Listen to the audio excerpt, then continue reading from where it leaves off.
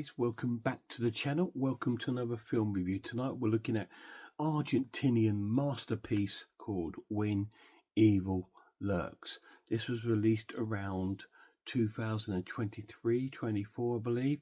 This is the second site release. Let's have a look at any special features.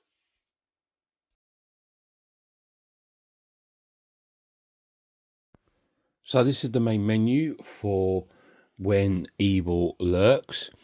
Let's have a look at any extras it may have. An audio commentary with Gabriel Rodriguez. It will always there. An interview with director Demian Rugner. Tragedy is inevitable. A interview with actor Esgualo Rodriguez. We Made a Movie, an interview with actor Damien Solomon. Stripped to the Bone, an interview with actor Virginia Garofalo. Terrors of the Unknown and When Evil Lurks, a video essay by Mark Munzer.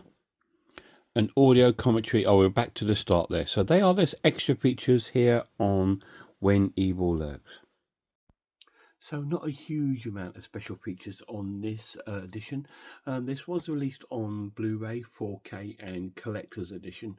I got the standard Blu-ray just because I didn't know what the film was going to be like, if it was going to be for me or not. So I went for this one. And I'm quite happy with it. So let's go to the story. So this film is based about two brothers called Jimmy and Pedro. Jimmy's played by Damien Solomon. Pedro is played by Ezequiel Rodriguez. And they live in this outskirts of this small town in Argentina. And they hear gunshots one night coming from the forest. They first of all decide to go out and have a look. First of all, they think it's one of their neighbours called Ruiz, who's played by Louis Zambrowski. They think it's him, but they can't see nothing at night, so they decide to go during the day. So they head out from their farm to see where all this shooting was going from, and they come into this forest part, and we come across this body, who apparently is a cleaner, a little bit like an exorcist, I suppose. And he's dead in this forest, and he's been cut cleanly in half. And we see intestines, we see all these sort of gruesome scenes of this remaining body. And they find like this suitcase there with all his equipment in there. So he was on his way to visit a woman called Maria. And so, because they find a note in there.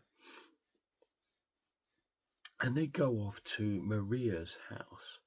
And there we see Maria and her son, who I believe is called Jimena. I can't remember. Anyway, Maria's played by Isabel Quinteros, and her son, I can't remember what his name is in the film. So I'm sorry about that. But they've got another son called Uriel. And Uriel is is what they class a rotten. Another word is possessed. Uriel is played by two people in this film. He's played by Pablo Galazara and Gonzalo Galarraza. You see, my pronunciations are terrible. And we see him on the bed, and he's extremely grotesque. He's like this big ball of pus. It's the only word I can describe it. He's got like this, he's dribbling pus from his mouth. He's ginormous. He's got all his neck is sort of all growths on it, and he's all got gross and pussy spots and everything, and he just looks really gross.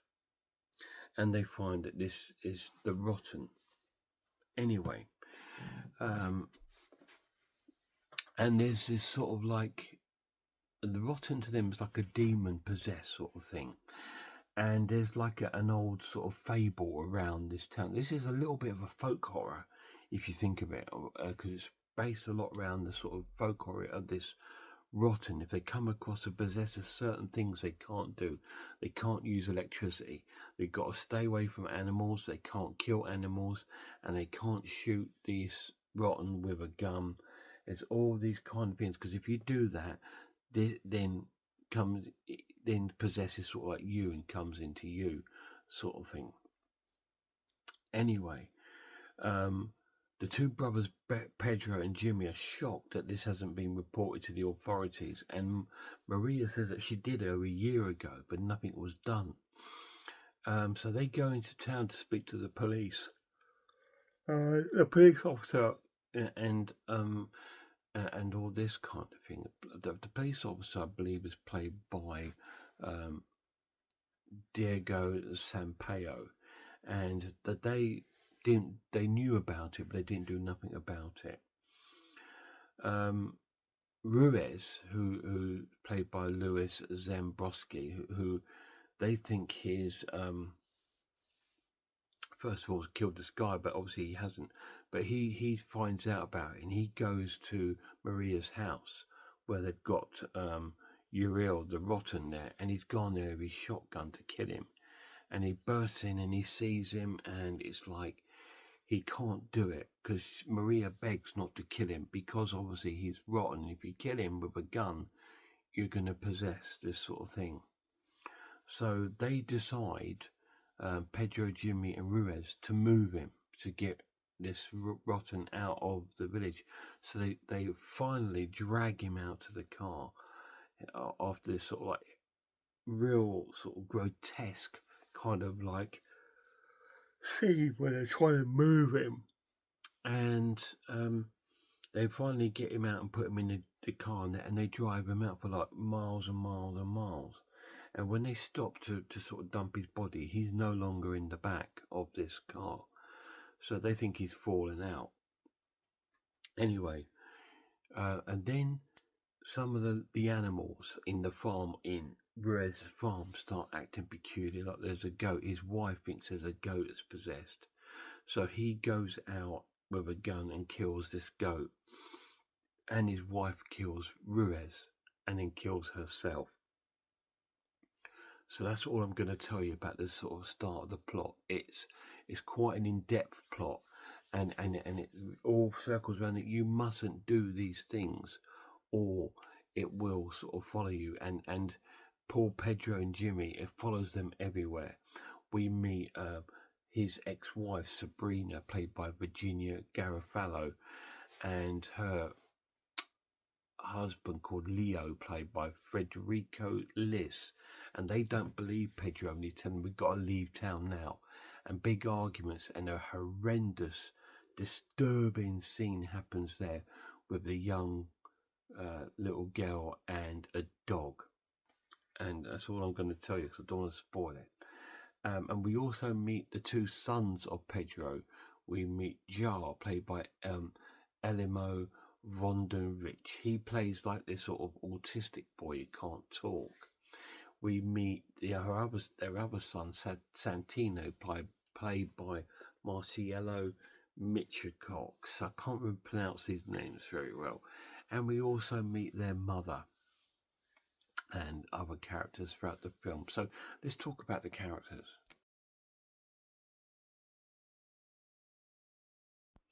The characters are really cool. This is so well acted. It's incredible. This film is Spanish and English subtitles, but it's so convincing, because all these characters play the roles brilliantly. They're so cool. They're really cool. Even the kids are so cool. The parents are cool, and the standout is Sabrina, the mother. She's got a really strong sort of presence about her on the screen, and she plays her role as the mother, and in the sort of like evil mother, really well. And of course, the two brothers, Pedro and Jimmy, are really cool. Jimmy, you can see, still trying to take it all in, what's going on, and Pedro, because he's thinking of his kids, is straightforward, focused, and trying to get out of town. And it's just really well played, and it's just so well acted. So let's get on to the final verdict.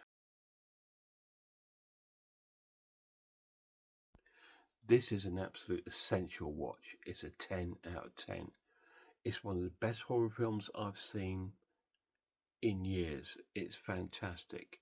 Absolutely brilliant horror film. Fantastic story. Well played out. Non-stop, relentless horror throughout this film. It's full of disturbing scenes, jump scares, horrendous things, and really horrible, horrible things happening in this film to people and to animals. So there's the one negative film about the film. It does contain animal cruelty. I've looked it up because two animals are killed in this film, a goat and a dog, and they were actually killed within the film. So that's the only negative thing about the film.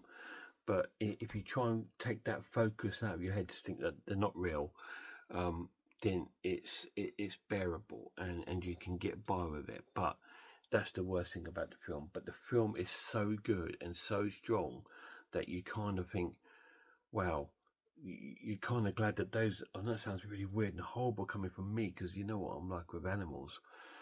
You're glad those, in the story, glad those animals were killed. But when you've obviously, I looked it up because I thought that looks really quite realistic.